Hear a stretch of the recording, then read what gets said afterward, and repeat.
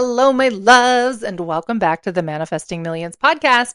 Today, we are talking about the outdated stories of who we are supposed to be.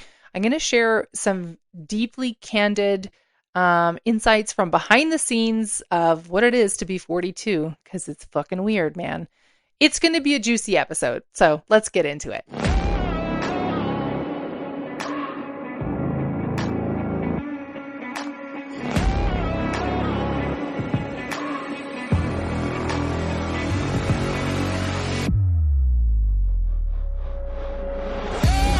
Welcome to the Manifesting Millions podcast, where we talk about manifestation, money, and practical guidance to creating your dream reality.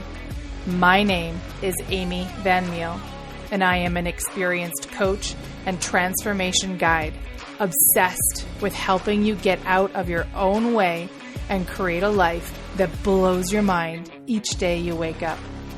My goal in this podcast is to share practical manifestation, self-awareness, and growth techniques in real talk conversations. So if you're ready to massively transform your reality, your finances, your relationships, and your overall enjoyment of life, you are in the right place.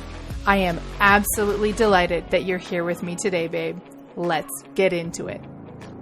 Hello, my loves, and welcome back to the Manifesting Millions podcast. I am, of course, your host, Amy Van Meel. I'm super freaking delighted to be here with you today. I have a whole stack of other work that I actually am supposed to be doing today. And one of the things that's like way down the list is clearing through some emails. What should be much higher on the list is that I'm actually supposed to be preparing for the workshop that I'm hosting, what is next week at the time that I'm recording this, but will have been last week by the time you are hearing this. I need to be getting myself ready for it. However, I got distracted, as we sometimes do, and I was peeking through some of my emails. Now, I get the Marie Forleo emails.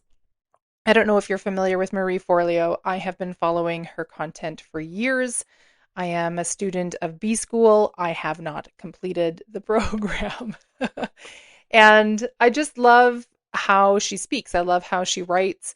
It's actually been something that has deeply inspired me in the way that I write my emails for my newsletter, even in the way that I sit down to record content, whether it's for this podcast or for my YouTube channel. I just want to be real. So this is very fascinating because earlier today I was doing some targeted money mindset work. I'm going to say it like that specifically. So as you know, if you've been listening to the podcast at all for any length of time, you know that the heart of my work is centered around the topic of money and specifically learning how to shift our beliefs around money, how to move differently with money, how to really align ourselves with the deep lasting wealth that all of us, I think basically every human desires to experience. And I've said this before, wealth does not mean that you need to want to have millions or even billions. It's a state of overflow that allows us to live the life that we want to have, right? So I was deep in doing my own money work because even though I teach on this, even though I coach people through this, even though I have my own programs that I share content with, I think it's really important that I still am daily doing my work, that I am still learning from other humans in the world, other teachers, other creators, and consistently shifting what I'm experiencing for myself, okay? So like quick spoiler alert, and I think if they were being very honest, I think everyone who teaches about money, works in and around money would tell you that they still have limiting beliefs around money. Doesn't matter how much money they have, okay? So like there's no magical pie in the sky moment that says now you have no more limiting beliefs about money. They just shift and we pull on different threads. So let's talk about what a beautiful segue that was by complete oopsie. about pulling on different threads. So I was reading a Marie Forleo email just now, and I was like, OMG, this is so good. I need to sit down and record something right the fuck now because this is something I want to talk about. In the email, Maria is talking about like clearing space, sort of that spring cleaning vibe that so many of us get into at this time of year. Now, I'm very curious, like just as a complete aside, do we get into it because each and every one of us has experienced having go through spring cleaning when we were kids, where our moms were just like, okay, everything's got to get cleaned out. And so we just, is it just embedded into our DNA now that like it's springtime, therefore we need to declutter? Or is there something else that's going on? I don't know. I know I could certainly come up with and make the argument that probably what's happening internally is that we are clearing room because we are entering the season of growth and abundance and preparing to harvest that growth and abundance, and therefore we need places to put it.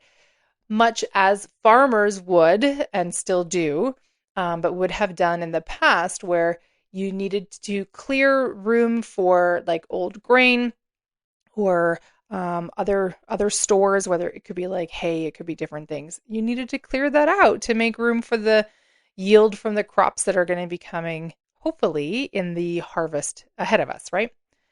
I digress. You were not here for an agriculture lesson, and yet here we are, because if you listen to the podcast enough, you know this is a little bit how we roll around here. So I'm going to read a couple of things from the email, but I want to talk about one specific thing. So Marie says, here's what I've been thinking about lately. The real clutter is not in your junk drawer. It's all the stuff taking up space in that big, brilliant head of yours that doesn't belong to you anymore. So I made a little list of things that might be worth tossing. See if any of this sounds familiar. Old stories about who you're supposed to be by now. Replay loops of choices you can't go back and change. That voice saying it's too late or you're not blank enough.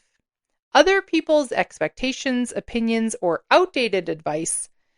Any version of yourself you've outgrown but keep trying to squeeze back into.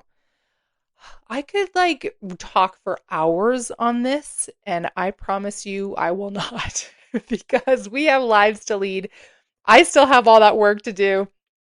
I want to talk about the very first one because this is what got me. I was just like, everything coalesced. The work I did this morning on my money mindset, the tasks ahead of me, and then this email. The old stories about who you're supposed to be by now.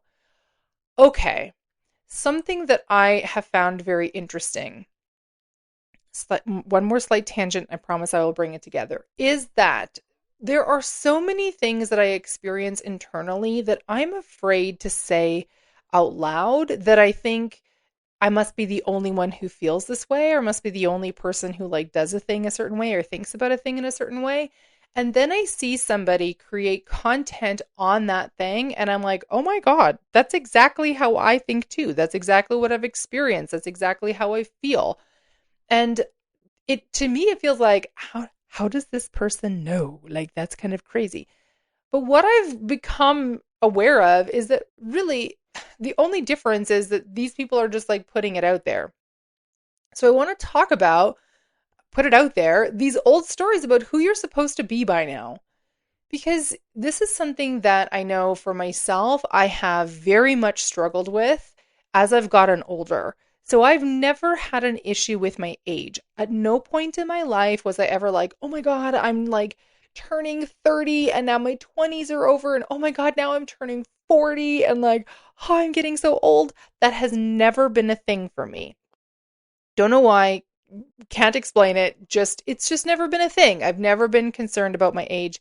Perhaps it's because as a Virgo, with a Capricorn rising, maybe I'm just aging into who I'm meant to be, and therefore I'm not worried about my age because I'm like, finally, my numerological age is catching up to like my inner age. I don't know. But this is what I do know. What I have struggled with as it relates to my age is the idea of who I should be or where I should be by now.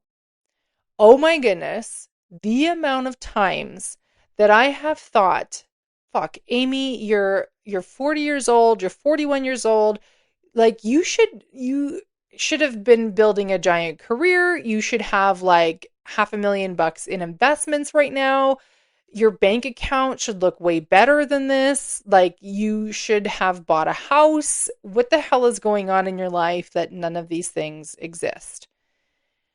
This is a very old, now I'm going to say this, it's a very old version, a very old story that so many of us are used to. And I actually think, I'm very curious, and I'd love to hear if you are also of the millennial generation, if this is something that you've noticed as well.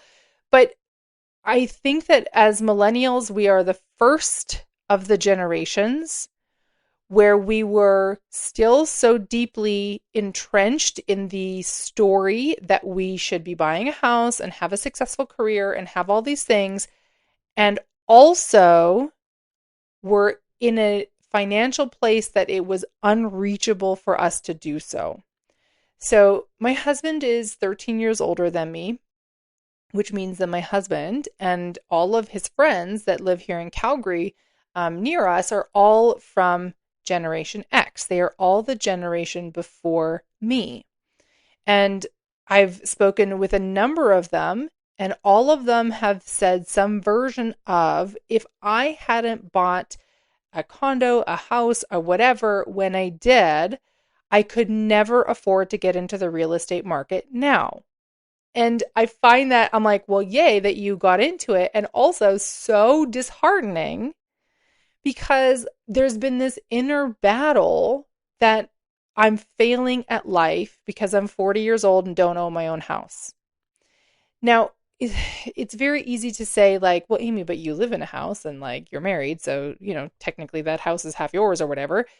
That's not even the issue here. Yes, I have a beautiful home that I get to live in that my husband has purchased and will remain his. Okay, if you're a lawyer, don't reach out to me and say, Amy, we got to talk about your rights. That's not what this conversation is about. It would be different if I had, I don't know, I guess maybe gone on to the mortgage with my husband, if I had helped with a down payment, which would be crazy because like when he bought it, I wasn't even like an adult yet. So it's gone so far back, it's kind of crazy. But and then looking around, like there's no way to step into buying a house at this point in our financial life. I'm building a business. It's taking its time. My husband has a great job, but like real estate in Calgary is not cheap. Okay. It's not, I would not call it an approachable market. And I definitely see this in lots of young families as well who are trying to get into real estate, trying to buy homes for their families. And a lot of them are getting through, I will say this, but like I digress. I want to come back to this because this is not what we're here to talk about. What I want to talk about is these old stories of who we're supposed to be by now.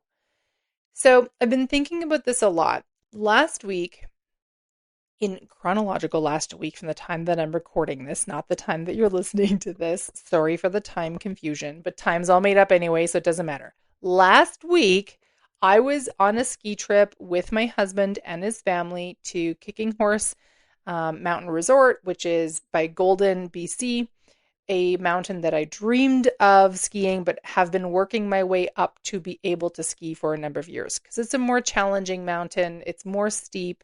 A little more technical.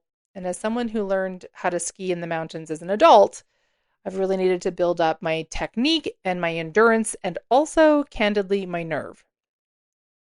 Something that was rumbling around in my head constantly last week was how much this was a dream come true for me.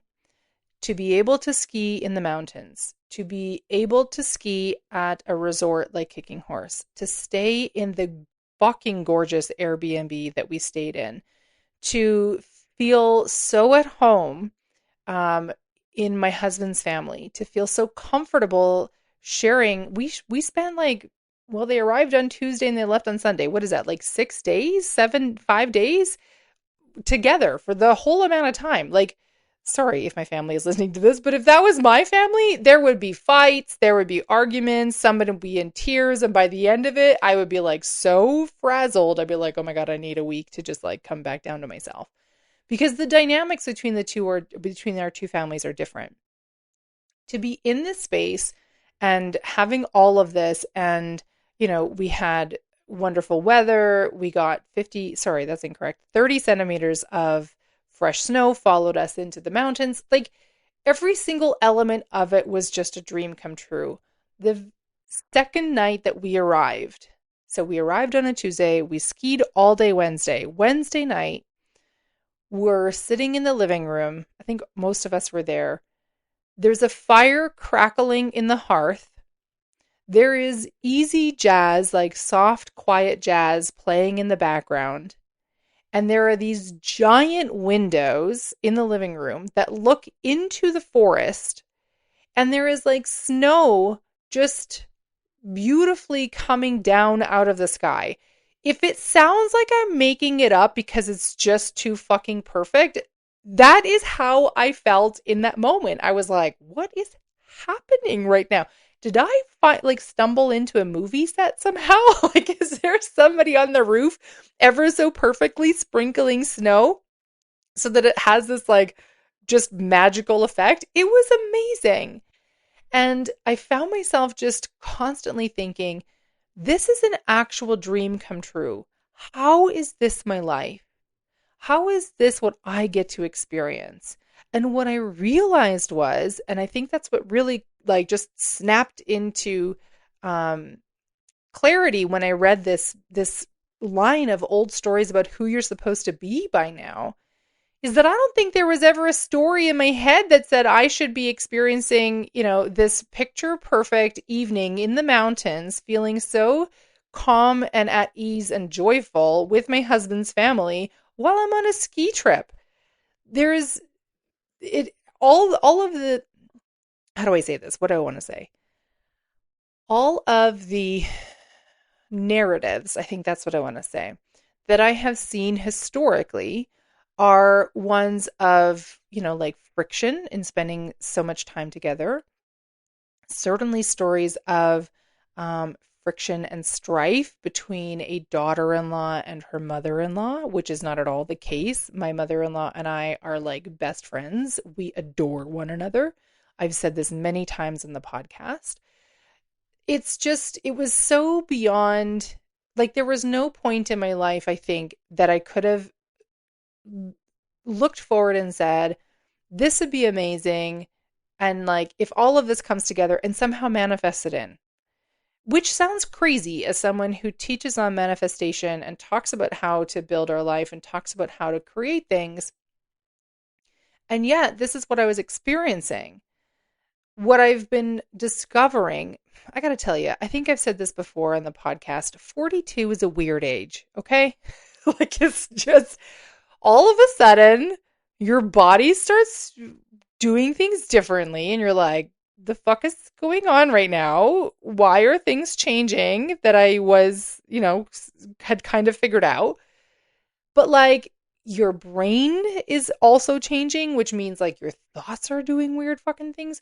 And it's like a weird space in life because it's 42 years of being on the planet. That's a long ass time if you actually think about it, right? Like it's crazy. And then if I try to think 42 years in the future, I'm like, holy moly, that's a lot of time. But what has been happening as part of this like very bizarre time of life is also a reflection of, well, what did I think I was supposed to be doing by now? Because what I've noticed is when I feel particularly down, when I feel particularly frustrated, when I feel like low vibes in a sense of friction or anxiety, it is most often at this time of my life because there is a narrative happening in my head that is saying I should be experiencing something different by now, or I should be someone different by now.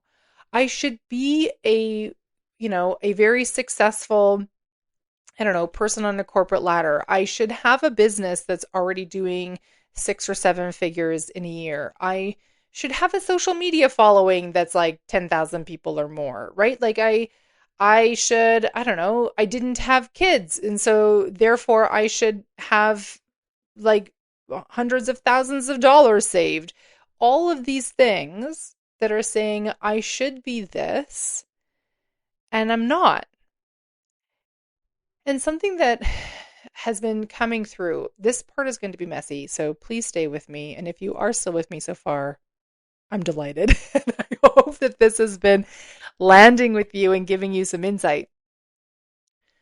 So, something that has been percolating through my brain that I've been steadily becoming aware of is how unbelievably rich my life is. Please stay with me because I want to break this out. I think I've talked about this a tiny bit on the podcast before. I'm going to talk about this in the filter of contrasting my life with the life of my siblings. I want to front it by saying there's no disrespect intended for my siblings. I love them all. I think each of them is having an incredible journey. But what I have noticed for myself is that I think most of my life, I have found myself contrasting what I am experiencing with what my siblings are seeming to experience from what I can observe, and feeling like I'm behind, feeling like I'm not doing it right, and wondering why they don't seem to have the same struggles that I do. Now, I just want to be clear, I am not super close with my siblings. So I suspect that they probably all have similar fears and worries and struggles. But there's been a specific family dynamic that has over time really kept a separation between us. I'm not going to get into there. There's like family politics and that's like the whole thing, right? So that's not what we're here to talk about. But what I've been noticing more and more, all that I've been mostly seeing is, for example, my brother he's now bought 2 houses. He sold the first. He doesn't own 2 houses, just to be clear. But he bought a house, then he sold it. He's bought another house that he has now. He's been doing bits of renovation work on it. He just bought a new to him truck. My younger sister has traveled overseas lots. She's now doing her third post-secondary degree. She lives in another province. She has a dog that like comes with her when she's doing her degree. My other sister lives in the Netherlands, has built her own business, has kids, had a very successful corporate career before that. Like every time I look across at what my siblings have done, they have, fun, what am I trying to say? Vacations and just completely different experiences. I find myself going, I just feel like I'm not measuring up. I can't, I don't like saying it this way, but I'm going to say it this way for clarity. I can't afford to just get on a plane and go to Europe. It's not available for me to buy a house. I have, I have a car, but like, how do I want to say this? If I needed to buy a brand new car now or something, like that would be out of reach for me. What I've noticed, this is what I'm trying to say, and I hope that it's coming across clearly that I'm not saying this as a woe is me situation. I just want to paint the picture because it's important for the second half of the picture, okay? What I have noticed is that, how do I say this? All the way through, I felt like I'm doing something wrong. I'm the one who's behind. I'm the one who's, I guess, kind of failing at life. Now, there is a very critical key moment that happened in how old was I? I think I was very early 20s, something like that. where a parent used me as an example for one of my siblings of what not to do, and literally said the words, "Do you want to be broke like Amy is, or would you like to have a better life?" And that never went away in my brain. I've certainly done lots of healing and clearing work around it, but that definitely left a deep, profound mark, which I'm sure you can imagine it would. So fast forward to today, all right? So I'm 42, going to be 43 later on this year. I need to calculate the days. We're T minus 5.5 months or something, 4.5 months to birthday time. I should put my husband on notice so he can start to prepare. And what I've been becoming more and more aware of, because my focus has been this, my focus has been the business is growing, but hasn't been growing how I would like. I'm not making 6 figures a year. Fuck, I'm not even making, 6 figures a year. I'm not even making 5 figures a month as of just yet. It varies from month to month. Some months I have, some months I have not. It's a struggle to see the progress. And this is why I talked about this a couple of podcast episodes ago of like how our brains are wired not to see the proof of things working out. My focus has been on this sense of being behind. But this is what's been starting to percolate through. I have an amazing husband. We've been together for 13 years. We have a loving, healthy, joyful relationship. We genuinely love spending time together. He's smart. He's funny. Like, it's just, I always was confused by the idea of like, marrying your best friend. And then I was like, well, yeah, I mean, who else would be my best friend? Like it's my relationship with him is one of the major miracles in my life. And I have never, ever forgotten it. I have never, ever felt, there's a word that's going to come to me. Anyway, it's been a very special thing for me. I always am very aware of how wonderful and unique that is. I am also healthy. So is my husband. We're active. Like later on today, I'm going to go join a group of women and we're going to go for a run. I go skiing in the mountains 20 plus days a year. I just came back from a 3-day ski trip out of Kicking Horse. Like, this is literally the things that dreams are made of in my life. We have a lovely home that is happy and is safe and is comfortable. I have a car that is in good working order that I am steadily paying for. I'm, keeping up even with everything else going on. I have friends who are loving and supportive. I live in a country that I can feel safe to be who I am. I can move around freely. I can connect with warmth and heart and a smile with strangers out on the street. Like, there are so many amazing things in my life. And I have been focusing on, what is it that I'm not, or how do I say this differently? Where is it that I'm falling behind and missing the clarity and I think the ownership of the fact that, okay, sure, this one area of my life is a work in progress. Can we have a look at the full scope of life and see how much exists in my life that does not exist in the lives of my siblings? Now, again, I don't say this because I am trying to throw shade in them in any way, shape, or form. That's not it.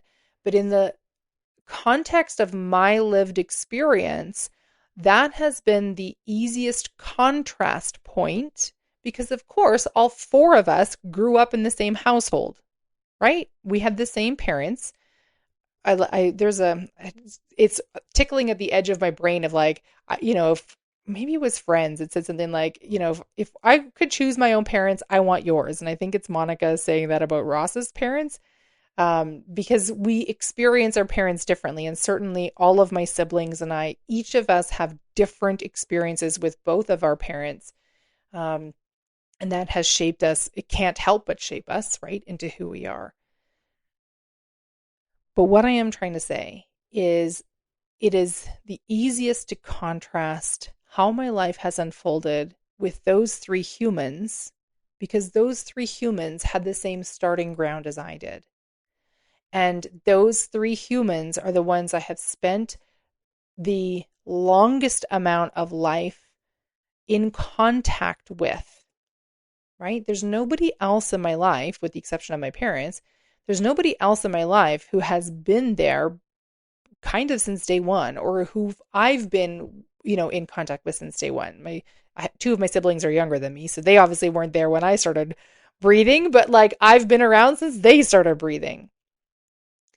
Being able to start to put some clarity and context around the fact that my life looks a certain way and is, oh my goodness, in so many ways a dream come true, has also helped to crack open one more little nut. And I'm going to finish this episode on this little nut.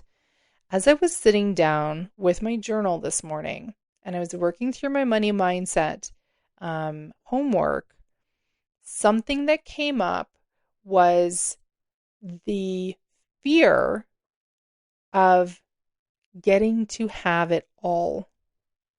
Now, the part that made me giggle is that, like, in the workshop that I hosted last week, day 3 was all about busting the myth, we can't have it all. Actually, I think that's day 2.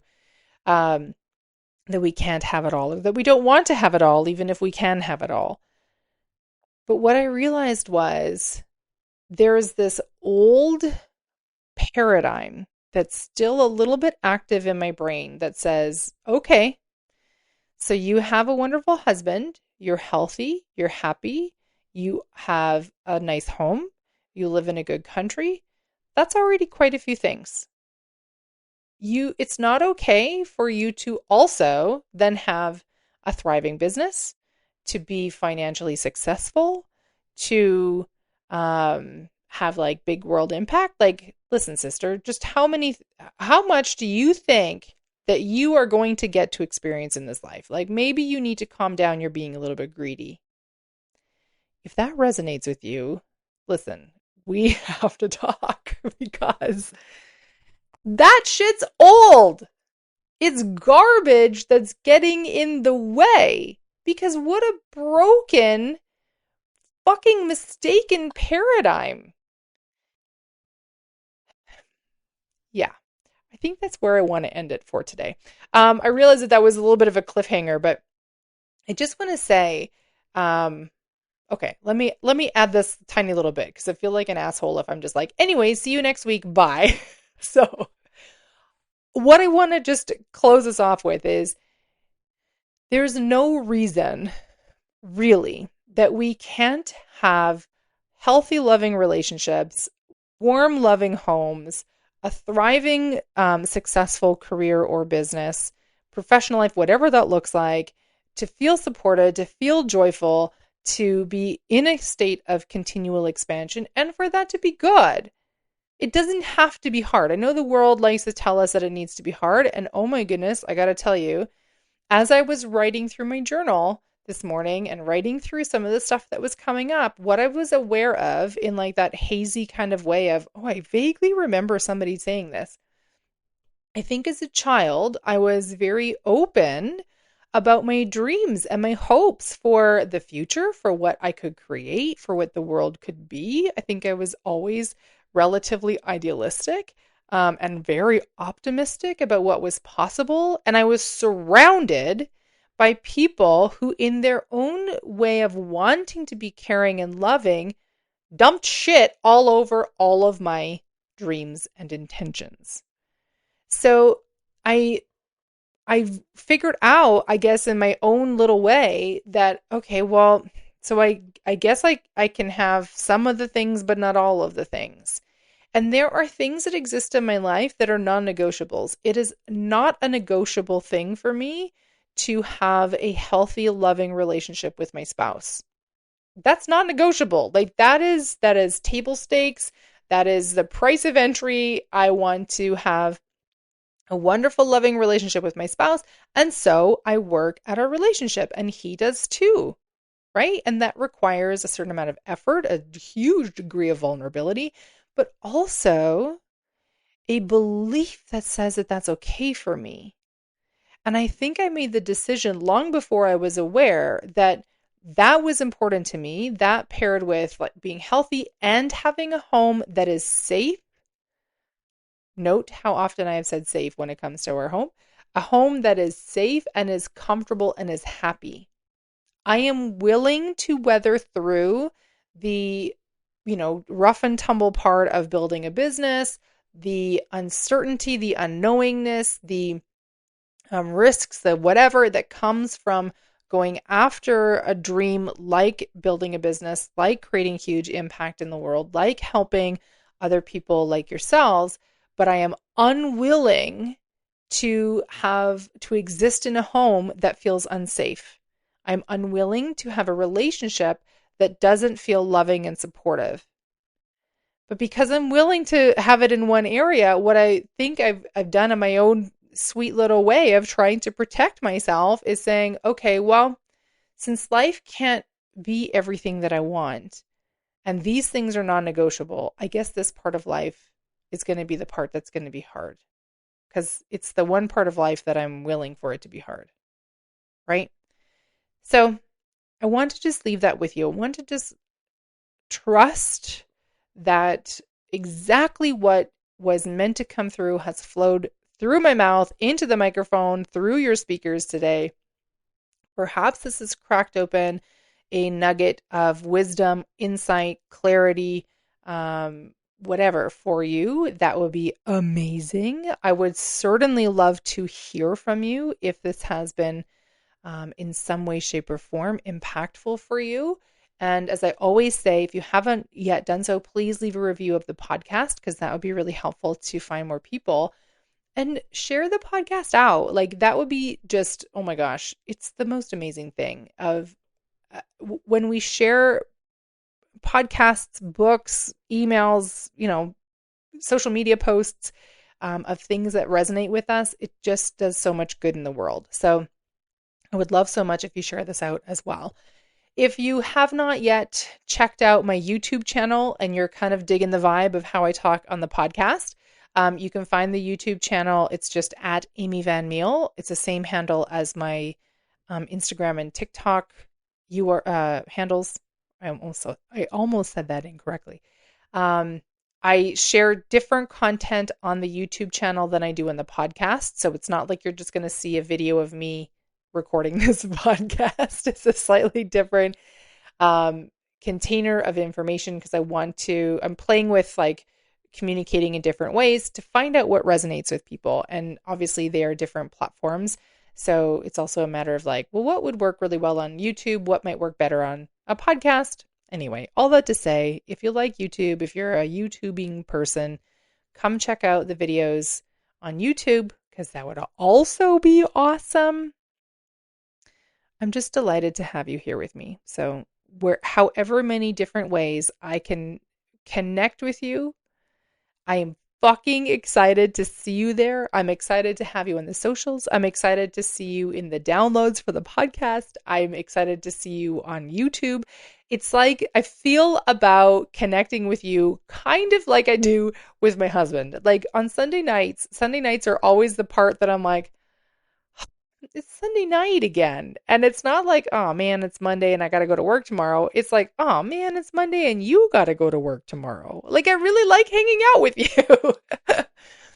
I've tried pitching to him a couple times. Can't you just tell your boss like you're busy and maybe you stay home and we just stay home together? Wouldn't that be awesome? It wouldn't. After a couple of days, I'm sure I'd be like, you need to please go to work because I need to get something done. But I feel similarly about that as I do to you.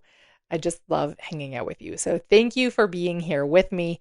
And I will see you next week. And here's hoping that next week is a little less rambly and a little more on point. And now with that, I'm going to strictly put myself into the line of work that I was supposed to be doing all along today. All right, my loves. Bye for now. Thank you so much for tuning in to today's episode. If you loved what you heard today, be sure to share it with me by leaving a review on your favorite podcast platform and help me reach more like-minded people who are ready to expand their life. If you haven't yet followed me on social media, find me on Instagram for extra love and inspiration by following @AmyVanMeal or visit my website at amyvanmeal.com. I love you so much, babe, and I am damn proud of you. I am already excited to connect in the next episode. And in the meantime, believe in yourself with the confidence of a 5-year-old.